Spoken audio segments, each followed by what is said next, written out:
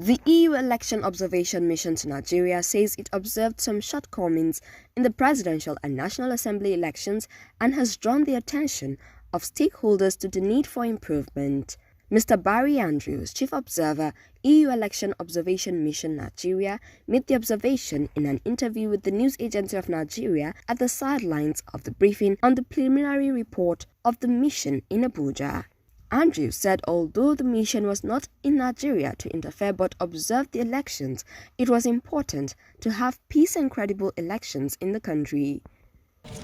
Well, I think it's important to note that the elections took place as planned on the day that it was planned, and there was no postponement, and that is something that had been a feature of previous elections.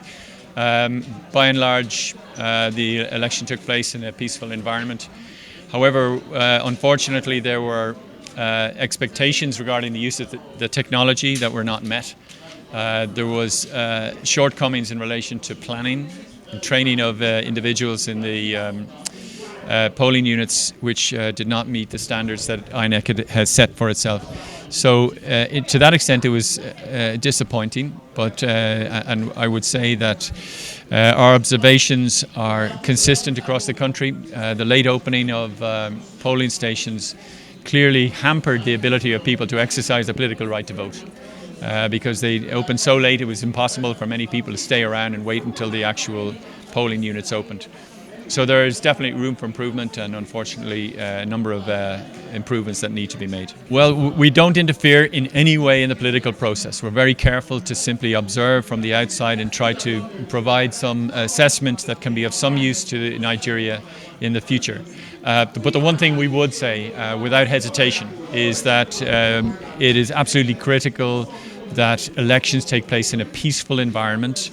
The sentiments that were expressed by the leaders at the peace accord signing last week, we would hope that they would be followed through, that political participants and particularly political leaders would make it clear to all actors that they should respect people's right to get to the polling units, whether in the governorship elections, in a second round if one takes place, so that people can exercise their franchise freely and unhindered.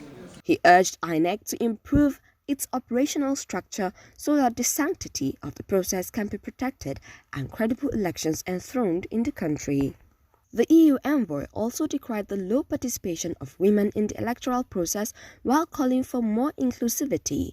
He said the mission will still be in Nigeria till after the March 11 governorship elections, where it will come up with the final report after the process. And we would also encourage INEC to improve some of the steps that they're taking, particularly, for example, the configuration of polling booths, which didn't allow for secrecy in every instance, and that therefore exposed the process to accusation of not being a secret ballot.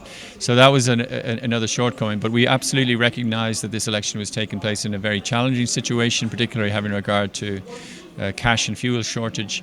And also the scale of this election is really quite an extraordinary thing, with 175,000 polling units, 800,000 polling staff, 1.5 million accredited agents of the various parties. So overall the scale of it is a challenge, and while we did note these security issues, by and large there was a peaceful opportunity for many millions of Nigerians to vote.